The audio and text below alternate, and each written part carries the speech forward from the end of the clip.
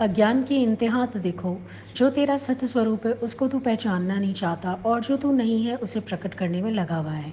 महापुरुष क्या कोशिश करते हैं, मेरा ये ज्ञान वाला स्वरूप। भगवान को चिंता हो गई जब अर्जुन ने एक सवाल पूछ लिया, आप तो अभी कल पैदा हुए हो। उनको टेंशन हो गई कि ये मेरे को देह करके देख रहा है। 10वें 11वें अध्याय में आकर विराट रूप दिखा दिया।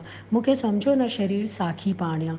अर्जुन, मेरे को शरीर मत समझ, मैं साखी स्वरूप हूँ। अवतारी पुरुषों को ये चिंता कि जो मैं हूँ वो स्वरूप मेरा सब लोग जाने, और तुम वो स्वरूप तो खुद भी नहीं जान रहे हो और क्या सोच रहे हो कि सारे इस देह को देखें। महापुरुष अपना स्वरूप कौन सा प्रकट करते हैं? तत्व स्वरूप। अर्जुन, मेरे को तत्व से जान, मेरे को शरीर से मत जान। मेरे को ये देवकी नंदन मत जान, मेरे को राधा वल्लभ मत जान, मेरे को द्वारिकाधीश मत जान। ये मेरी पहचान नहीं है। मोर मुकुट वाला, पीली धोती वाला, बंसी वाला, ये मेरी पहचान नहीं है।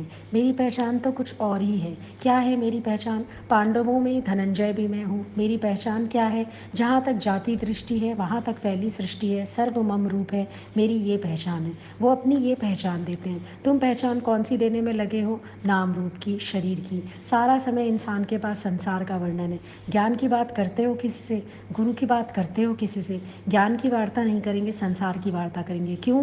क्योंकि मन खुबा हुआ है संसार में। लेना देना, आना जाना, व्यवहार व्यापार, इन सब में ही मन खुबा हुआ है। कब सिमरेगा राम? बचपन था खेल कूद में बिता दिया, जवानी विषय भोगों में गई, बुढ़ापा रोगों में और शोकों में चला जाएगा और जा रहा है। कब सिमरेगा राम? भजन आता है ना।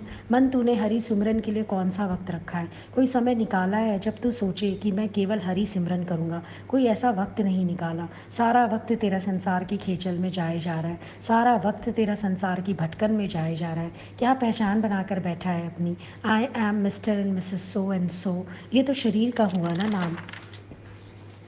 विवेकानंद पहले दिन पहुंचे गुरु के पास। पहले तो बड़े चौड़े होके गए, क्योंकि सब संतों के पास जाकर सवाल करते थे, क्या तुम मुझे भगवान दिखा सकते हो? और सब ढीला जवाब दे देते थे, क्योंकि सब अनुभवहीन थे। रामकृष्ण के पास भी चौड़े होके पहुंचे, क्या तुम मुझे भगवान दिखा सकते हो? बोले हाँ, ऐसे जैसे तू मेरे को देख रहा है मैं तेरे को देख रहा हूँ, जैसे सूरज प्रत्यक्ष दिख रहा है। हड़बड़ा गया, इस जवाब की उम्मीद नहीं थी। कैसे? बोला, अच्छा एक बात बता, तेरा नाम क्या है? मेरा नाम नरेंद्र है। कहने लगे, नरेंद्र किसका नाम है? ये क्या है? सिर, ये टांग, ये हाथ, ये पैर। तो फिर बोले, नरेंद्र कौन है? बेचारा चक्कर खा गया। नरेंद्र कौन है? बता मुझे, नरेंद्र किसका नाम है? भाई, एक रथ कहलाता है इकट्ठा। अलग अलग कर दो, पहिए अलग, गद्दी अलग, घोड़े अलग, तो रथ नहीं कहलाएगा। ये तो इस रथ का नाम है, नरेंद्र पूरे का। तू कौन? Who are you? अब उसका दिमाग चकरा गया। फिर गुरु ने उसको बताया, यू आर द नोअर। जैसे मेरा घर मेरे से अलग, तो मेरा शरीर भी मेरे से अलग। ये मैं नहीं हूँ। I am that. I am not this body but I am that. फिर समझ में आया, गुरु के बिना कौन जन्माए। गुरु जन्माता है, तेरा साखी स्वरूप है। मेरा सत्यचित आनंद रूप कोई कोई जाने, और जब कोई स्वरूप को जानता है तब वो देह अध्यास की इन बातों से ऊंचा उठ पाता है। वरना ये देह अध्यास की बातें उसको अलग नहीं होने देती। वरना ये देह अध्यास की बातें उसको माया रहित नहीं होने देती। वरना ये देह अध्यास की बातें उसको जागृत नहीं होने देती।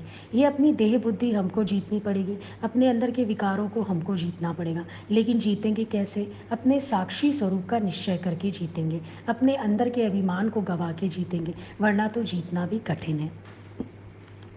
जब तक तुम जान नहीं रहे कि तुम शरीर की मैं में ही पड़े हो, तुम शरीर से कनेक्टेड हर इच्छा घसीटेगी तुम्हें, क्योंकि तुम जान नहीं रहे कि तुम कौन हो। पहले जानना पड़ेगा, जाने बिना तो गुजारा होगा नहीं।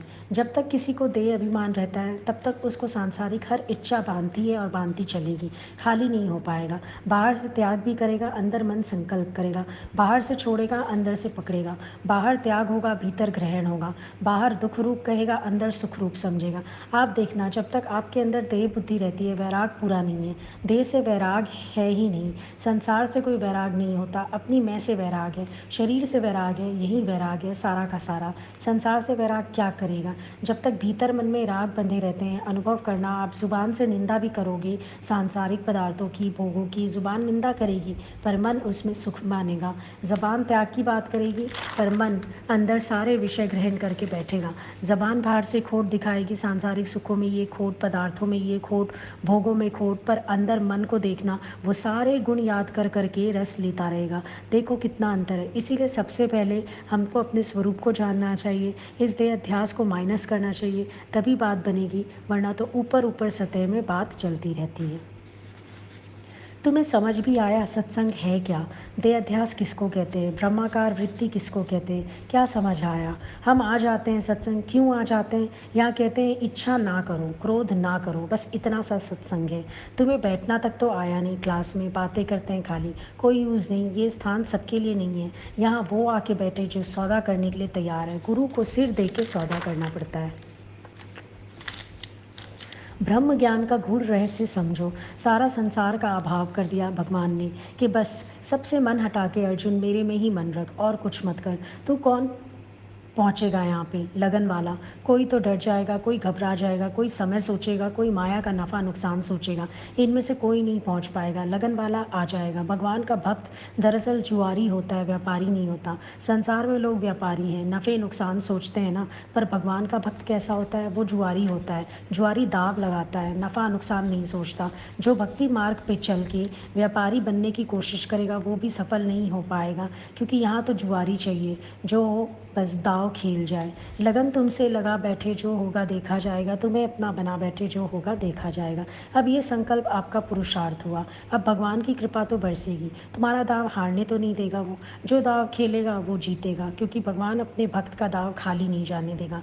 भगवान अपने भक्त को दाव हारने नहीं देगा। भगवान अपने भक्त पर कृपा ज़रूर करेगा। तो ये हम समझ सकते हैं कि हमारी लगन, हमारा शौक़, हमारा पुरुषार्थ हमें भगवान के दर पर लेकर आता है। भगवान तो सब पर कृपा करते हैं। सब आ जाएं, सब बैठे, सबको मिले तेरी रहमतें, सबको मिले तेरी बख्शिशें। लेकिन बोला ना, कोई कोई विरला यतन जतावे, या चुनरी पी के मन भावे।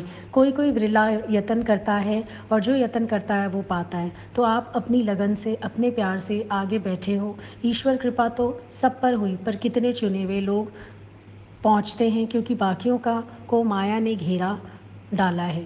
अभी घर में दुख सुख हो जाए छुट्टी ले सकते हो, बीमारी हारी हो जाए छुट्टी ले सकते हो, जीना मरना हो जाए छुट्टी ले सकते हो, कोई फंक्शन होवे छुट्टी ले सकते हो। लेकिन भगवान के लिए, भगवान तो लगता है बेचारा वेला है, हम थोड़े ना वेले हैं। भगवान तो फ्री में मिल रहा है, पैसे थोड़ी लग रहे हैं। लेकिन ये रिश्ते नाते धंधे नौकरियाँ माया, ये तो 84 लाख भोग भोग के कमाई है, तो वैल्यूएबल तो लगती हैं। भगवान की कीमत ही नहीं लगती। भगवान के लिए तो सब सोचते हैं खाली समय हो तो चले जाओ, खाली समय हो तो सत्संग सुन लो, बाकी तो कीमती समय दो माया को। फिर भगवान भी तुम्हारे लिए यही सोचेगा कि कभी फ्री टाइम होगा तो ठीक है। सीधी बात है, आज भगवान से आशा रखते हो तो उसके लिए भी यत्न करो। अपने मन के लिए सब कर सकते हो, और भगवान के लिए कुछ नहीं। जिनका मन रुकावट बनता है बड़े अभागे हैं वो, पर सौभाग्यशाली हैं वो जिनका मन रुकावट नहीं बनता, और कभी कुछ आ जाए तो वो मन को सुनाता है, उसकी सुनता नहीं, वो अपनी लगन में दौड़ता रहता है। ऐसे भक्त के लिए बोला, एक कदम जो भी आगे बढ़ता है 100 कदम प्रभु आगे बढ़ता है, तो मिलाप होके ही रहता है।